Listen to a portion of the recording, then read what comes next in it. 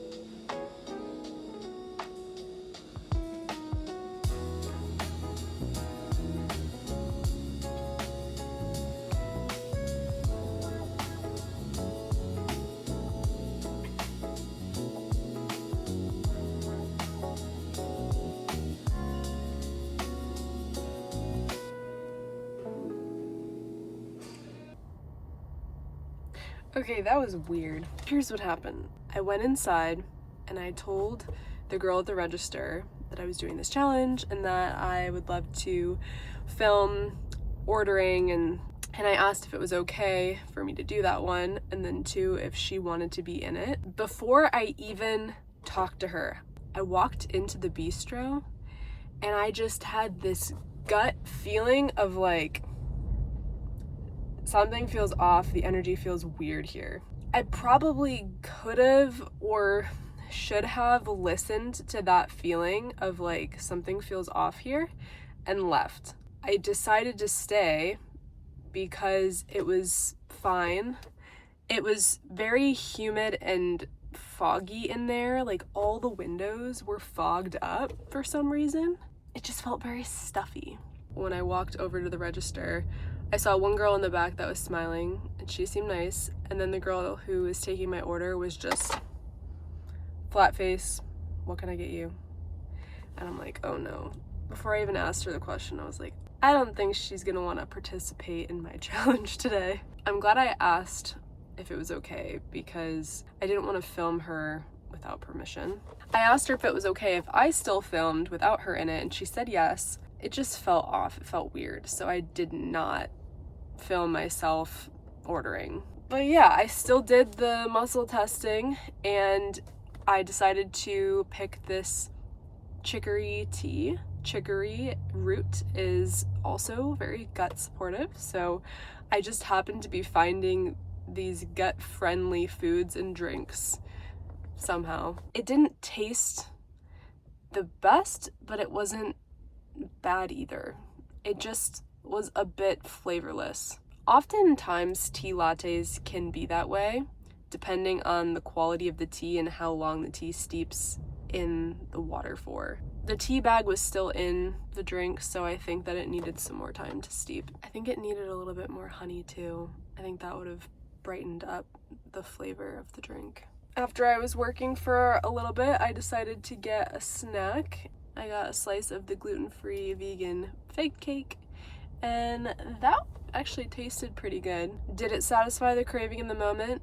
Yes. Would I get it again? Probably not. Figs are also high in fiber, which is great for the gut. I think fiber is the theme this week. Moral of the story is that you can trust your gut to go somewhere.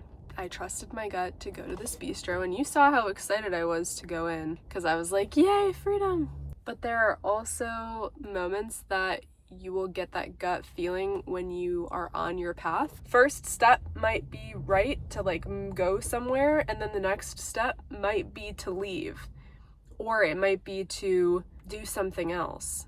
And you can always change your mind. Like, you're not locked in once you make that decision. So I guess that's the lesson today, is there are different ways you can tap into your intuition, and what do you do when you feel like you're supposed to leave. For me, that feeling of something feels off, I felt that in my gut. That was like I felt like a pause. I felt like this heaviness in my body, and I felt like a halt, like a tightness in my muscles,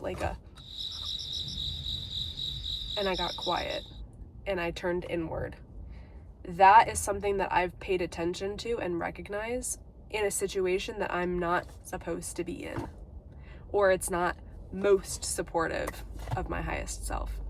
We're learning here. At this point in my journey, I'm so good at picking up those signals because I've been doing it for so long, but this challenge has been helping me to tap into and really get clear on what that actually is, rather than I just do it naturally. Okay, but what am I doing? How does that feel in my body? What do I then do? Going through this challenge is now helping me to better explain how to trust your gut and tap into your intuition so that I can teach you how to do it too.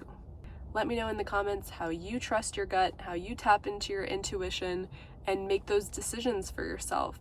I bet you've been in a situation where you walk into a room and you're like, something feels off. What do you do? Do you stay? Do you leave? And for certain situations, it might not be that big of a deal. Like, it's a cafe. It wasn't that big of a deal. I stayed, I got some work done, and I decided to leave after that. Wasn't the best experience of my life, but wasn't the worst either. There might be other situations, though, where you're in a place that you don't feel safe in. Maybe you're walking to your car and you get this weird feeling of, I think I should go back in the store. And maybe you avoid getting kidnapped. We're talking extremes here. But how do you develop such a strong connection to yourself with that signaling system of how you can tap into the truth. And that gut hit, that connection to your higher self, it's here to protect you, and it's also here to support you in fulfilling your biggest dreams. That's what I want for you. And that's why I think this is so important to learn how to trust your gut, because without that connection to yourself, what else do you have? You're depending on asking everybody else around you what to do. That's not freedom. Do you want freedom? If you do, you gotta learn to trust your gut. Then your life is yours. Comment below your thoughts, subscribe to my channel so that way you can continue along following with this Trust Your Gut Challenge. We are on day 8 and we've got 22 more days left for the Trust Your Gut Challenge. This feels like it's going so slow, but then also so fast at the same time.